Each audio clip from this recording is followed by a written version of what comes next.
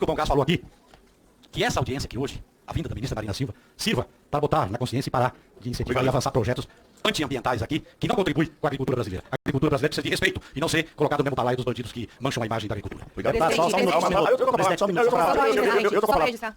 Eu também quero fazer só um registro aqui, presidente. Não citei ninguém, ninguém vai fazer. Eu não citei ninguém, eu respeitei o tempo aqui. Eu respeitei o tempo. Eu respeitei o tempo. Você não vai lacrar. Você não vai querer lacrar.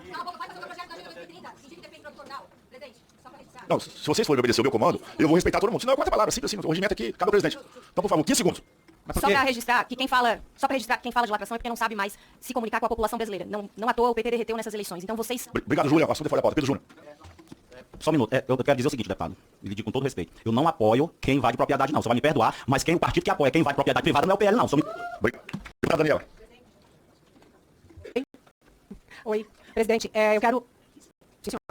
falar com a colega que de maneira alguma nós colocamos no mesmo balaio o produtor rural e qualquer tipo de bandido. Pelo contrário, essa comissão é para defender o produtor rural, que é o grande responsável. Aqui acabei de receber uma matéria, presidente. 33% da preservação desse país é feita pelo produtor rural. Fala, presidente, que como eu sempre digo, milho, feijão, batata também produz oxigênio. Ninguém remunera o produtor rural por causa disso. Então eu repudio essa fala de que nós colocamos o produtor rural e qualquer tipo de bandido no mesmo balaio. É exatamente o contrário. Nós somos contra qualquer tipo de bandido, inclusive, que invade terra. Obrigado, presidente. Evidentemente que quando aqui faz um discurso que ataca a ação do IBAMA, que vai tirar aqueles que invadiram a área pública, e aí falam em nome dos agricultores, tá se juntando aos bandidos que invadiram a área pública. Obrigado. Com a palavra, ministro, para as suas considerações finais. Bem, o deputado saiu, mas eu agradeço as palavras e o reconhecimento do trabalho que vem sendo feito ao longo de décadas pelo Ministério... sim. Então, não, botar muitas palavras na minha boca. Então, ele veio aqui me dizer que ia fazer um pronunciamento. Não. Lembra, ministro, os deputados também se retiraram e vieram até mim pedir licença para se retirar. Eu não julguei, não fiz nenhum julgamento de quem saiu, não fui eu. Não ponho a palavra na minha boca. Mas, deputada, a senhora havia levantado a questão de como fazer para recuperar as áreas. De fato, temos muita área degradada.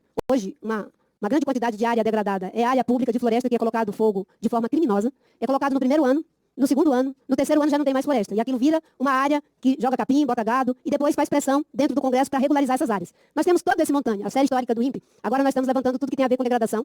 Nós temos um programa para restaurar 12 milhões de hectares de área que foi desflorestada. Já conseguimos uma restauração por processo natural de mais de 6 milhões e por processos de replantio, de reflorestamento, que é uma das outras formas de fazer a recuperação. Essas áreas que foram afetadas pelas enchentes, é um processo avassalador. Tem propriedades que eu cheguei a ver que não tem mais nem o sítio, não tem mais nada, não tem mais nem terra. Eu fui lá na primeira vez e falando com uma pessoa que queria reconstruir o comércio numa área, e eu falei para essa pessoa, tem que olhar para os dados que o Semadem, que o INPE vão falar, se é possível reconstruir aqui. E essa pessoa, na época, eu nem respondi nada, porque a pessoa estava bastante impactada com tudo aquilo, e eu dou razão pelo impacto que ela estava vivendo. Ela disse, nem vem com esse papo de ambientalista não, porque isso aqui aconteceu há 90 anos atrás. Eu já sei como é que é. No mesmo ano de 2023, teve uma outra enchente, infelizmente. No mesmo Vale do Taquari. E o ano passado, uma enchente pior ainda. Com certeza, aquela rua não tem como recuperar, não tem nada que a gente possa fazer. Mas nas áreas em que é possível fazer, nós temos um programa, no âmbito do plano de mudança do clima, com 17 medidas de adaptação. E uma das medidas que nós precisamos fazer é em relação a esse processo de restauração de área degradada. Inclusive de poder colocar novas áreas sem precisar mais desmatar. Porque o homem legisla, mas a natureza não assimila. Eu vejo as pessoas brigando, porque nós temos direito aos 20%. A natureza não está assimilando. A ciência está dizendo que se passar de 25% o desmatamento na Amazônia, a gente vai entrar no processo de savanização. E aí não tem nada que segure o regime de chuva, não tem nada que segure as secas, não tem nada que segure os incêndios, que já começou a acontecer incêndio em área de conformação florestal. Então, programas de restauração, de recuperação, recuperar área de preservação permanente, recuperar mata ciliar, recuperar cinturões verdes. Teve alguém aqui que falou da questão da açudagem, acho que foi o deputado Salles. Eu falei da diferença entre o aumento dos esforços, tanto orçamentário que aconteceu, quanto das ações em relação ao que tínhamos anteriormente. Só no caso da fiscalização, o aumento foi mais de 200%, quando eu pego as ações do IBAMA, em várias frentes. No caso do ICMBio, que tinha um baixíssimo processo de fiscalização, dá quase 300% de aumento das ações do ICMBio nessa nova gestão. Então, tudo isso são esforços que, obviamente, podem ser vistos, podem ser auditados. Agora, em relação a essa questão de ser inimigo, eu nem sei de onde vem isso. Eu me considero a maior amiga do verdadeiro agronegócio. Me considero sim. Quando o ministro Fávaro diz que ele achava, deputado, que o nosso maior ativo era ter tecnologia, e de fato temos tecnologia agrícola, era termos um povo vocacionado para a agricultura, e de fato temos um povo vocacionado para a agricultura, era termos grande quantidade de área de terra fértil, com grande área de insolação, uma grande quantidade de recursos hídricos, mas que depois ele descobriu que o nosso maior ativo é um clima equilibrado. Então eu fico muito feliz porque a vida toda eu e esse time que está aqui lutamos para que o clima fosse equilibrado, apesar de toda a resistência que no passado eu vi acontecer por parte de alguns, que graças a Deus agora são novos convertidos. E eu celebro. Sinceramente celebro, porque verificar tantas pessoas preocupadas com relação à fumaça, à queimada, tudo isso, é algo que a gente deve celebrar e que a gente possa traduzir isso em esforço concreto. Mas os verdadeiros amigos do agronegócio são aqueles que não permitem que o agronegócio brasileiro seja associado a desmatamento. uma ascendência do desmatamento de mais de 50%, como eu encontrei, isso depõe contra o agronegócio. Ter reduzido o desmatamento em mais de 60% nesses 1 ano e 8 meses, que é o dado que nós temos, isso fez com que conseguíssemos abrir mais quase 200 mercados para o agronegócio brasileiro, em benefício do agronegócio. Ainda que ninguém reconhece isso. Ninguém vai dizer, olha, a gente teve mais facilidade de entrar na Europa, nos Estados Unidos, em vários países, graças ao trabalho do IBAMA, do ICMBio, da Secretaria Extraordinária de Combate ao Desmatamento, do biólogo João Paulo Capobianco. Esqueçam a Marina, eu sou apenas uma superfície de sustentação dessa luta e com muito orgulho. Então ninguém vai reconhecer isso. Não tem problema. Os inimigos do agronegócio são os que associam o agronegócio brasileiro à regularização de terra roubada da União, do Estado e dos municípios. Os inimigos do agronegócio brasileiro são aqueles que são contra a demarcação das terras indígenas e gostariam que os povos indígenas não tivessem lugar ao sol. Os inimigos do agronegócio brasileiro são aqueles que acham que não precisa obedecer à lei e às regras. Todos aqueles que querem obedecer às regras e às leis, inclusive as leis da natureza, são amigos do agronegócio brasileiro. E eu, com muito orgulho, recebi um grupo de produtores, de empresários, mais de 50, que assinaram uma carta dizendo: nós não queremos estar associado a essa defesa intransigente de ser contra a demarcação de terra indígena, de ter reserva legal, de ter área de preservação permanente, de combater desmatamento. A BR-319, que o deputado falou, só de sinalizar que a BR ia ser feita sem cuidados ambientais, o desmatamento aumentou mais de 100% naquela região. Você não é contra o desenvolvimento. O desenvolvimento ele tem que acontecer em base sustentável. Ou será sustentável ou não será.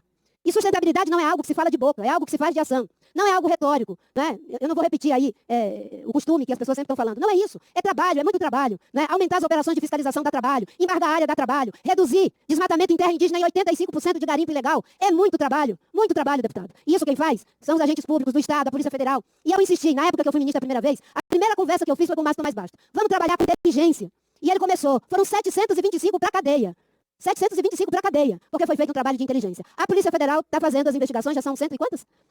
111 inquéritos que estão abertos. Vamos aguardar, porque numa democracia, a gente não faz prender as pessoas porque quer prender. O juiz vai lá e bota sigilo, o juiz vai lá e desgada, como fizeram no gado que nós íamos confiscar, de dentro da Flona Jamachim, mais de 20 mil cabeças de gado, de forma criminosa dentro de uma floresta nacional, que é o único pedaço ali ao longo da 163. Proteção, criando gado, quem tinha antes 10 hectares, depois vira não sei quantas mil cabeças de gado. Essas pessoas invisibilizadas, tem matéria no jornal. Os negócios são esses, porque os verdadeiros responsáveis pela responsabilidade de segurança alimentar do Brasil e do mundo, porque é isso que o Brasil pode fazer, não se associa, não se senta na mesa dos escarnecedores. Os que se sentam na mesa dos escarnecedores, que desmatam ilegalmente, que bota fogo, que invade terra indígena, que planta arroz dentro de terra indígena e depois querem regularizar como foi em Roraima, esses são os verdadeiros inimigos do agronegócio. Eu tenho muita fé em Deus de que nós ainda vamos fazer debate sobre o que significa o agronegócio sustentável, o agronegócio de baixo carbono, o agronegócio que intensifica a produção, que faz cada vez mais plantio direto, sabe o insumo, que faz agricultura para as gerações presentes e as futuras gerações. Muito obrigado pela oportunidade de estar nessa comissão, porque eu quero terminar com a minha frase. Eu prefiro sofrer injustiça, porque praticar a injustiça. Porque quando a gente pratica a injustiça, pode ter certeza que haverá reparação. E eu tenho certeza absoluta que diante de Deus e dos homens, eu me sinto íntegra, junto com a minha equipe, de todo o trabalho que fizemos para reduzir o desmatamento que estava aumentando em 50% na Amazônia, no Cerrado, no Pantanal, e agora estamos conseguindo fazer também os planos para todos os biomas. Isso é muito trabalho, muita dedicação. E o bom é que todos podem usufruir desse trabalho. Aqueles que, como diz o apóstolo Paulo, defendem com sinceridade ou defendem por hipocrisia. Muito obrigado. Presidente, só 10 segundos. 10 segundinhos só 10 segundos. Só para me fazer o quê?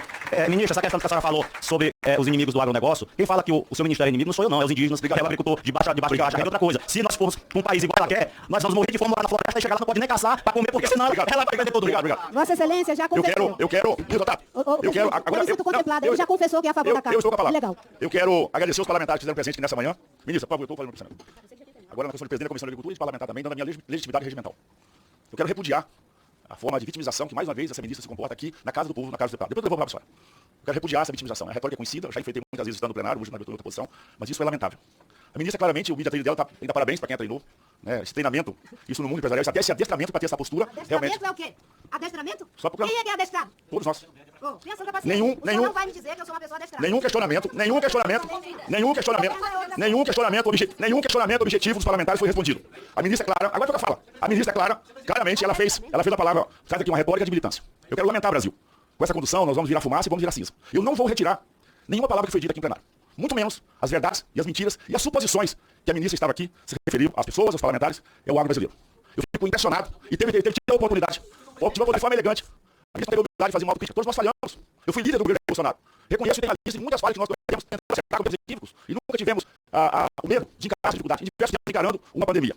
Portanto, de novo, também quero repudiar essa postura desse assessor da ministra, que toda vez que vem aqui, ele é o ministro. Isso diz respeito à autoridade, à hierarquia. E para encerrar a palavra da ministra, muito claramente, a senhora repetiu diversas vezes. Você falou da verdade, defendeu que você vai, citou Paulo, citou onde aposta da verdade. Quem tem site GPT aí, quem tem um GPT, faça uma pesquisa simples. Marina Silva, Lula, corrupto. Digitem aí. Sim, em muitas ocasiões, Marina Silva classificou Luiz Inácio Lula da Silva como corrupto. Durante as eleições de 2018, ela destacou que Lula havia sido condenado em segunda instância e tinha que pagar pelos crimes que ele cometeu. Eu vou encerrar essa reunião, mas porém convoco o seu deputado para participar da reunião da audinária para a discussão da ação da pauta 10 horas para 16. Está encerrada essa reunião.